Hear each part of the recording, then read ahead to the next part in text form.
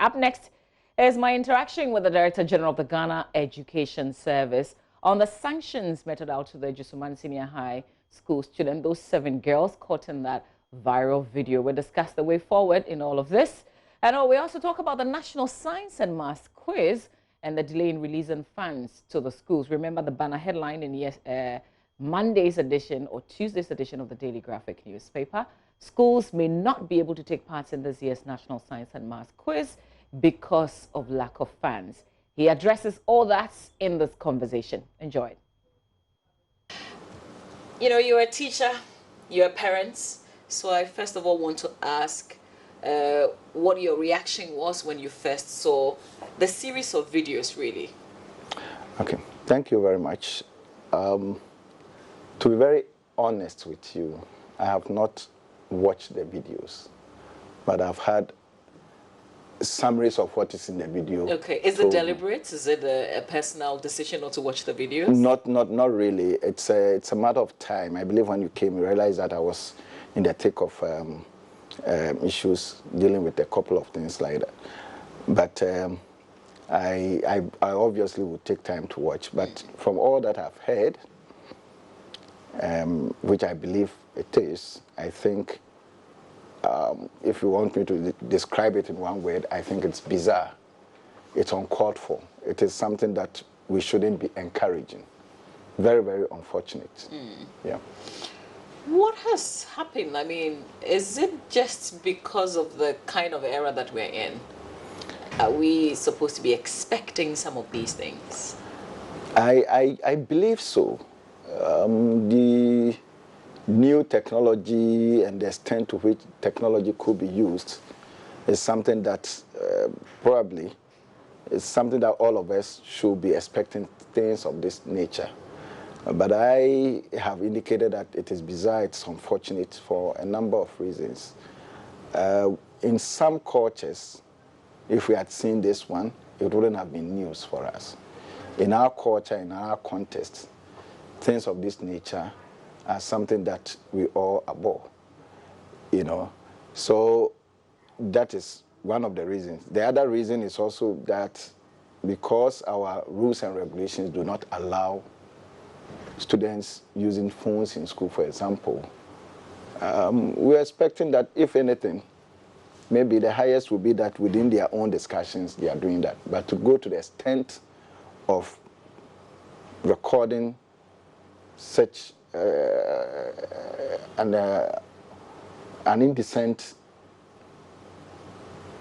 act and then putting it out there is something that is very unfortunate. What has been breached in terms of, is it the words that they used, the language, or the fact that they recorded themselves and put it out? One, they were not supposed to take phones to the schools. So the fact that they've done something that it's on phone and it's gone viral means they have flouted that rule of not taking a phone to school.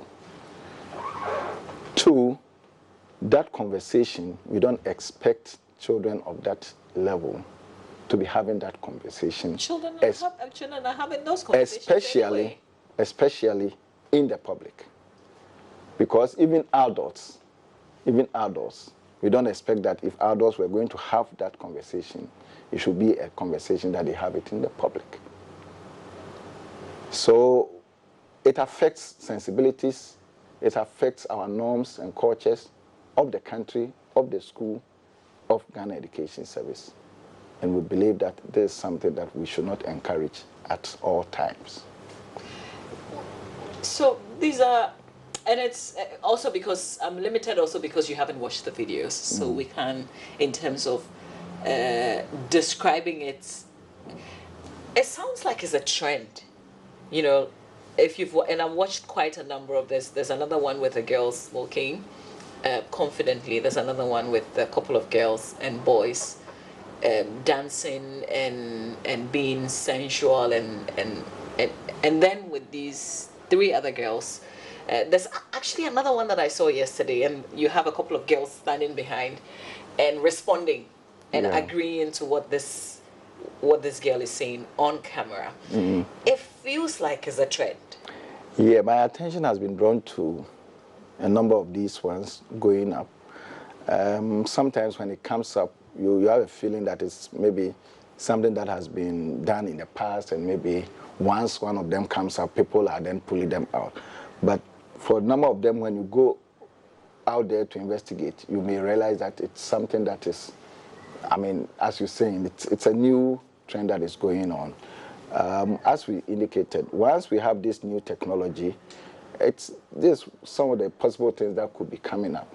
And again, what also happens is that once one of them has been recorded and put out, sometimes there is that urge for others to also want to do it and then also put it out there.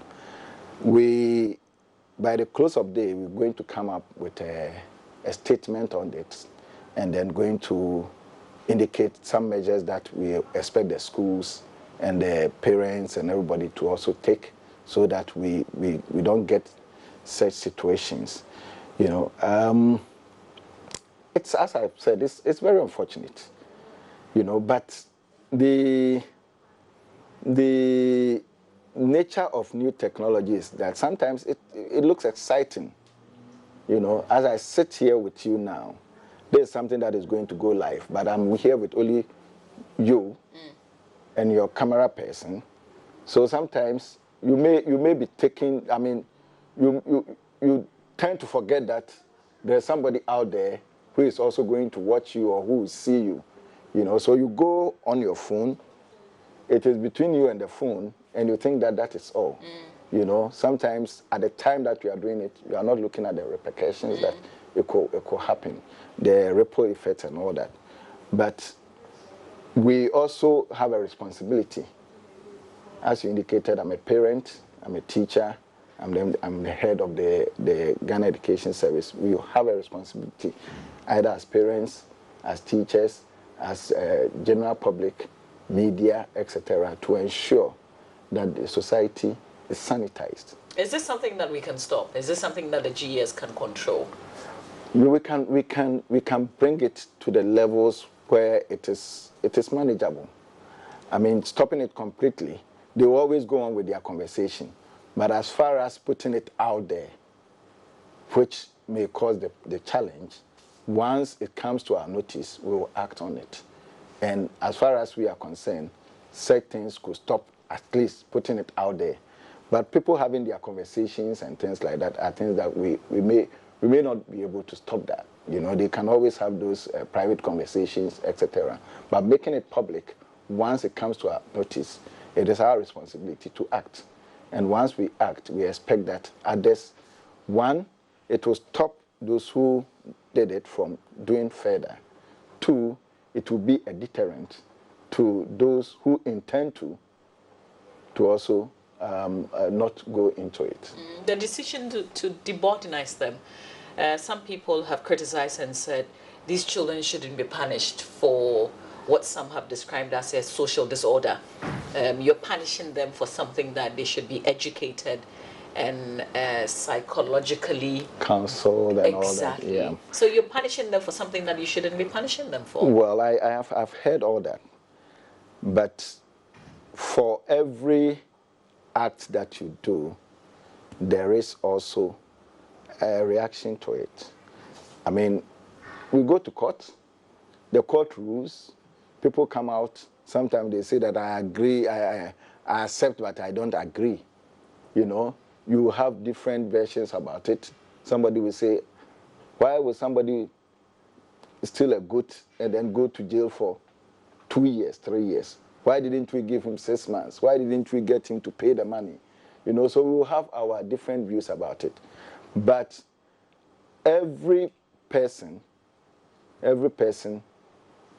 has to know that once you are in a group, once you are in a society, once you belong to some institution, the institution has rules and regulations. We want to bring up the children to the levels that they are acceptable to the society. We can only do that by knowing the rules and giving them rules and regulations. They also need to do that for every act that you do. You are responsible to that act. We may praise you for doing something. We may also sanction you for not doing something right. The school has rules and regulations. GES has rules and regulations binding both students and teaching and non-teaching staff. And these things are made known to them. When they go to school, they go through a series of orientation to make sure that they don't do the things that they are not supposed to do, to make sure that they do the things that they are only the things that they are supposed to do. You know, so once you flout those rules and regulations, we have to punish you or we have to sanction you. The sanction, I mean, we have different versions of it. Once you do this, it will traumatize them, it will do this. I believe the putting out of that thing out there itself is traumatizing them. You know, the national uproar. So what do we do? What do we get them to do? You know, we cannot live in a society and say because they are children, they are whatever, no, we don't punish them. You know, they have rights, but every right that each person has goes with responsibility. So we don't need to only talk about the rights, but we also need to talk about the responsibilities. So you have the right to enjoy your life as a young adult, but that right also goes with certain responsibilities that you need to. And once you go beyond those responsibilities, you will have to lose certain rights to try to correct you, to come back, to do the right things. So you've debordinized them? Yes. But they would still be in the school? Yes. They would still be in the class? Yes. Still be with their classmates? Yes. One day, by keeping them in the school, they still have some level of influence. Is the punishment just taking them out of the boarding school? And then what lesson do they learn? No, the punishment is not just taking them out of the school. As part of the package, we need them. We need them to grow to become good citizens. So as part of the package, they also go through counseling process. We also believe that bringing up a child is not the sole responsibility of schools. It is the responsibility of schools, but also, most importantly, parents. So we believe that at a certain point in time, it may be necessary to bring in the parents directly. Now they will live with their parents. Their parents will check them, make sure that they do the right things before they come to school. It is very, very important that we bring them to that level. Debordinizing them also is a form of also giving them the opportunity to even reflect over the things that they have done. It is also going to serve as a deterrent to other students.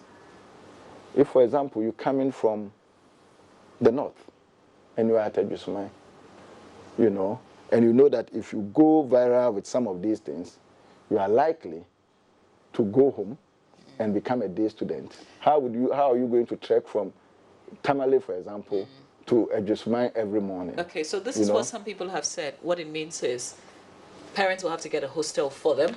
Well, that is the choice of the parents. So that they can go to school. But what it means is they are also now practically on their own and they can continue to do worse. That is the choice of the parents. If they decide that they want to leave their children to themselves in a hostel so that they do worse. And I don't believe that any parent will want to do that. I don't believe that any parent, any responsible parent, will want to put his or her child in a hostel and then leave the child to just go on his or her own so that he becomes worse. Is there an opportunity for them to come back to the boarding house? I have not had a full report, but I want to believe that our system has said that once they go through the processes and the school is convinced that they have reformed. I mean, they've come to a level where they think they can bring them into the fold of the others. They will accept them. Also considering the fact that they're final year students. Yes, I think the first thing that they should have considered the first thing that they should have considered is that they are final years. Well, but they're children. They are children. Children make a lot of mistakes. They are not that children enough. They are young adults. And we don't want to believe that they didn't know what they were doing. They knew the consequences. They knew what they wanted to get out of that. You know, we don't want to belittle them. What is it? They may be 16, 17, 18, and all that. Ejisuman.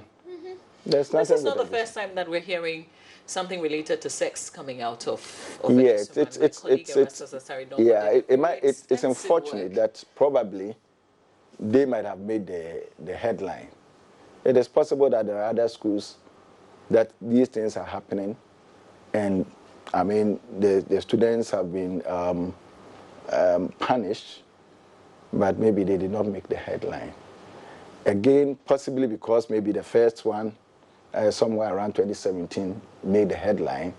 It's become the focus of attention, and probably that is how come. It's an unfortunate thing. I'm not sure there's anything so peculiar about Ejisuman. You know, just as you're saying, that is probably the trend of the times. And again, as you've indicated, there are other videos that are also going around, and it's not only from Ejisuman. Those ones, the schools are going through the processes. You know, once they finish and they pronounce their punishments to them, they'll get us informed. Once it is within the rules and regulations of Ghana Education Service, we'll give them the backing. But Prof, what's happening? Why do they even, you know, they are confident enough to even do it in their school uniform? They are not afraid that you'll be identified. They are not afraid that people will know, even the institution, the schools that they go to. What's happening? Yeah, I have not had, as I indicated, I've not had a full report, so I don't know exactly. I believe that in the interrogations with them, some of these issues might have come up. But it's something that you may not understand, you know. Probably all of us need to investigate the issues further. Has anything changed in the curriculum? Are we still doing moral education? It has always been there. It has always been there, except that, I mean, moral education remains moral education. You know, if you do the moral education, the person himself or herself wants to actually imbibe the things that you've taught, so be it. You know, so I also agree with the people who have been taught. This goes beyond Ghana Education Service, and it goes beyond the specific schools that these things are happening. The children are coming from homes, they are coming from society, you know, they are coming from the bigger community. What are the things that are happening in the community? What are the things that are happening in the homes? What are the things that we are seeing on our media? I mean, beyond the social media. I mean, for social media, you think that it's just some group that are watching it, but it could go viral, and it's even more than the traditional media that we know about. What are the things that we are showing on social media on our prime time? You know. So it is something that, as a society, we need to sit and reflect over, and decide to prescribe measures to resolve. You know, it's not something that when something happens one-off and then somebody says that you shouldn't debordenize. You shouldn't. Let us be mindful of the fact that in that school, there are students who are day students. And nobody is saying that they are worse off because they are day students. And as I've said over and over, in Accra, in Greater Accra, about 76% of our students are day students. Greater Accra is one of the regions that gives us some of the best results in Ghana. You know, so the issue of deboardingizing or not, we only take them to boarding schools because of the nature of our school system. But elsewhere, secondary schools are community schools. And I'm not sure people have complained about that. So if they have done this whilst they were at home, for example, I mean, the onus would have been for the homes to check that, you know. Once they do it on the school compound, we don't want them to infect the other students. Beyond infecting the other students, we can't also be sure of their security. If we keep them in the school and give them the punishment and the whatever, well, you can't be sure of their security. How do you mean? Yes, because just as you said, you say Ejisuman is in the news for all the bad things. So I am in Ejisuman. You've put me in the news for all the bad things. You know, I am affected. I could attack you or I could do anything to you for tarnishing my image. So this is also for their own safety? Yeah, for their own safety, we think that they need to be out there for a while. You get the point. And then again, as I've indicated, bringing those children up is the responsibility. It's not only the responsibility of the school. We don't want to assume that if you don't go to a boarding school, you can't have a good character. And if we assume that, then we are running into a serious challenge. The parents might come up and say that they don't even know about it. They are shocked about why they did that. But they need to go and be with them and give them all the counseling and all the support that they need to give to them. And then when they are well reformed and they want to come back, are you making it solely the parents' responsibility to get them reformed?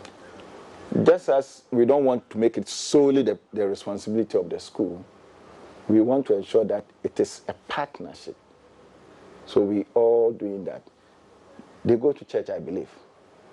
Once they get home, their church pastors and their elders and whatever can all support to counsel them. The school system also has its counseling. They'll go through that counseling process. Beyond the school, the counseling of the students itself, those who are involved, our statement is indicating that we expect the counseling sections to also counsel the other students and then also to help them to guide against doing some of these things. Yeah. Will they submit to the processes? Because yes, will they submit? Well, that is their, if they decide that they don't want counseling, we wouldn't have any issue with that. You know, but I believe that they will want to do that. I believe that they will have remorse and they will want to go through, they will show remorse and want to go through the processes to do that. Yeah. I want us to talk about the National Science and Maths craze, because if you look at the Daily Graphic newspaper, that's the banner headline. CHAS saying that they can't go through with the process because of lack of funds. I'm not sure how the arrangement has been in the past, but there's a certain provision for the National Science and Maths craze. There's a certain contribution that is made. What has changed? Okay. What has changed? Before 2017, the program was kind of supported by parents when students were paying fees. So as part of their fee component, there was an amount that they paid. And then the CHAS will deduct that amount, give to their, their schools, and then pay the organizers their due. Come 2017, when the free SHS started, as part of government's program, government has indicated that they want to promote science and maths education in the country. So the government felt that this competition is also one way of promoting science and maths education. So government decided to take up that responsibility of parents sponsoring. Now, 2017, if you realize, 2017, we still had Form 2s and Form 3s who were still paying fees. So the package at that in 2017 was that Form 1s, government paid their bit for them. Form 2, Form 3s, parents still paid. The next year, where we had only Form 3s, they paid their bit, and then government also paid for the 2 years. Now we have the 3-year cohort. So government has taken the responsibility to pay everything. Now what we pay is that if we agree on the amount, say 5 cedis per student, we pay for every student in every school. We have 721 schools. Not all of them take part in this science and math quiz. Not all the children are, science and math, science students. You know, even within the science students, I mean, just a couple of them decide to be part of the competition, and then they are prepared for it. But the amount that goes, so if you have a school that is, let's say, 2,000 students, whatever amount that is paid goes for each student. And that money is supposed to use to prepare that small group. You also realize that this science and math quiz has gained national interest widely. So what has happened is that a lot of old students have taken over the science and math quiz, and they are sponsoring. And it's something that... they are sponsoring with funds? They are sponsoring with funds. They are sponsoring with other resources. In fact, there's a particular school in Cape Coast where the GES, the regional office, has a store where we put our, when, let's say, we have things to distribute to the region, we go and store them in there. The school has come to us to tell us that they are taking over, the old students have come to us to say that they are taking over that facility. So we should find somewhere to store our things, because they want to use that as a science and math quiz hub or something like that, so that they resource the place and the students will use it for science and math quiz. And we have complied, and we are working on it to get somewhere for them. You know, last year, the school that won, St. Augustine's, we saw the old students and the contributions that they made to that. Recently, robotics came up, and the robotics in Prempeh, we saw the old students, including the secretary to the president, who is an old student. They have a special package for them supporting these things. These things are not mainstream teaching and learning activities, you know. So any support that either GES, I mean government through GES, or any other person is giving, is something that is some voluntary support that the person is giving. You know, so it's for us, it's a surprise that somebody is supporting you to do something, and you say, if you don't bring your support, then I you know. Okay, so from what you've said, it sounds like you want to reduce the kind of contribution, the monetary contribution that you give to the quiz program. No. Because you said not all schools take part in the competition. Not all schools take part in the competition. And not all students, even in an institution, would take part. Yes, but we continue to give them that money. Okay, so that's not something that you're changing? No, we continue to give them but from what they are telling us now, what they are saying is that because that support is not coming, they won't be in the position to engage in the competition. But why is the support not coming if you're still I'll go there. Don't worry. Because that support is not coming, they won't be in the position to do that. Now, it isn't that the support is not coming. You take money from government. Government has a way of releasing monies. We release monies, government releases monies, Ministry of Finance releases monies on a quarterly basis. You do your budget, you budget for it once it comes, even when the money has been released. If money is released today, and then we are told that you have this money, you go through processes to assess the money. No, so it's not something that you pick it from your pocket and then you just do it out within a short time. This information is privy to the schools. Now, our information, the information that we have is that the schools who balloted, even before then, when they issued the statement, there are other schools that have also come up to say that they have also mobilized funds to go ahead. So they are still interested in doing that. But our records indicate that as of the time that they were doing the balloting, out of the 721 schools, 400 schools had done the balloting. Only 400 did the balloting. So something, a little above half of that number did the balloting. Meanwhile, when we are giving the money, all the 721 schools, every student, we give per student. So for now that we have about 1.2 students in the school, what it means is that every student is going to be given something. But even when you look at the records as we say now, it is 400 schools who have balloted. They have gone through the balloting. But do you have an issue with all 721 paying, each student paying? Do you have an issue with that? We don't have an issue with that. Okay. Are you still committed to contributing on behalf of the students? We are committed. We are committed. It isn't that money is not coming. The process has delayed. Okay. So the processing, when is it due to be released? Well, they have asked for it much earlier, but as I indicated to you, monies are released on quarterly basis. Yeah. And note that this is something that it is to support them.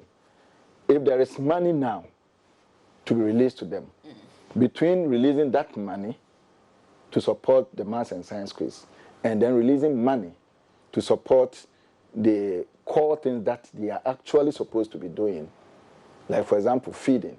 If there's money now, and the money is said that it can't do both, we are obligated to ensure that the money goes into the ones that are the core things that they are supposed to be doing. Okay, understood. But this is also something that is planned and budgeted for. Yes, it's planned and budgeted for. Planning the next year's event right when they are done. Yes, yes, exactly. Yeah. So I'm sure they must have presented the budget. They have presented the budget. You are aware that this is going to they have presented the budget. We have met on it a number of times. So who caused the delay?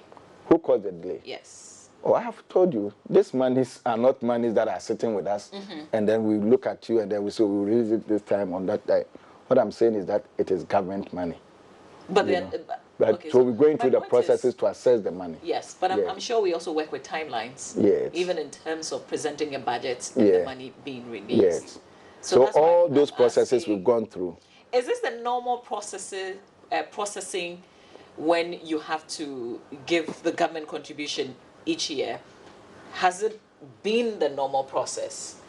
Is it going to be released at the same time it was released last year, for instance, or there's been a delay? Well, we don't release the money, so we can't say that it will be released at that time or that time. But the process would start. But the process has started. It has started, just as you indicated. Once a cycle ends, you start the other cycle.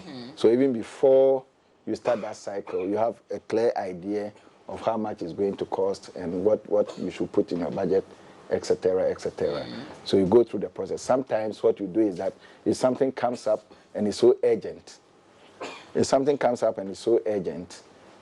sometimes if you have some resources there, you know that this is the time to do this, but the right resource for this one is not ready.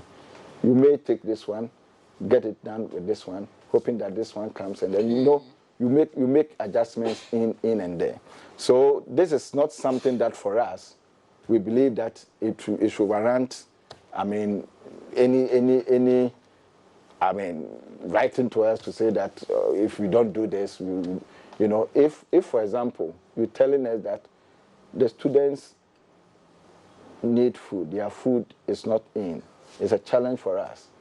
That is something that we at all costs will try to meet that obligation. And even with food, knowing that we could get those challenges, now we deal with suppliers. So the suppliers supply, and then they come for their money. So would it happen this year or not? The National Science and Maths Quiz? It's going on. It's going on because the schools have, in the number of schools have indicated that they are interested. So what's your reaction to CHAS this morning? We have issued a statement on it, and we have indicated to them that it is voluntary, as we have already indicated. The schools who are interested in doing that, we will work to make sure that we give them the support that they need. The schools who are not interested, we don't have any challenge with them. What we need them to do is to concentrate and make sure that the core teaching and learning goes on. So it looks like you're changing a little bit how it used to work in the past, because you're saying the schools that are interested, you're going to support. Those that are not interested, no, that is they indicate that they can't participate. And as I'm saying, this is not a core teaching and learning activity. This is like an extracurricular. If it's a core teaching and learning activity, then we're going to say that whether you have the resources or not, maybe you do it, we are bringing the resource, whatever.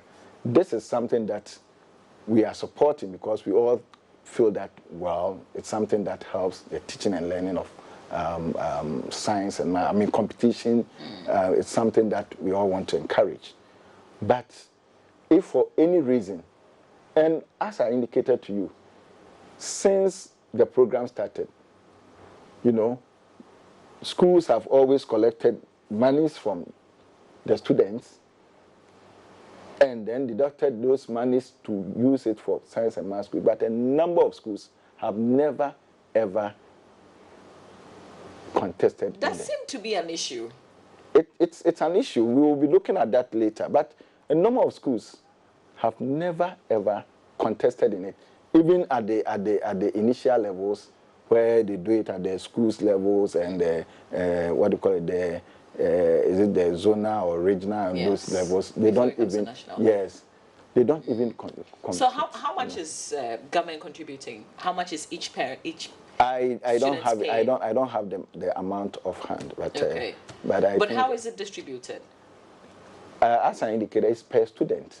So if you have, if your school has 2,000 students, and if it's 1 cedi that government is contributing, it's 1 cedi per student. Yeah, how is it shared? Is it going to the organizers or shared amongst another? No, that is the money that goes to the schools for them to go through their preparation. Okay. The organizers at the end of the organizing, I mean, we go through the procurement process to agree on how much they will be paid and everything. So at the end of it all, they bring their bill and then they are paid. Okay, so the issue now is the money hasn't been released to the schools so that they can prepare towards the National Science and Maths quiz. But you say some of the schools are supported by old students. Old students, and beyond those students, others also raise funds and other things. Others may also have funds that they may want to use it. I mean, they have a way of doing it. Okay. And they've done it all over that, So finally, will the monies be released at the all? monies have been budgeted for.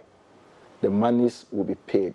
Government wants to promote science and maths education. One of the ways that government thinks it can support to promote science and maths quiz is the competition, which has been going on for 25 years.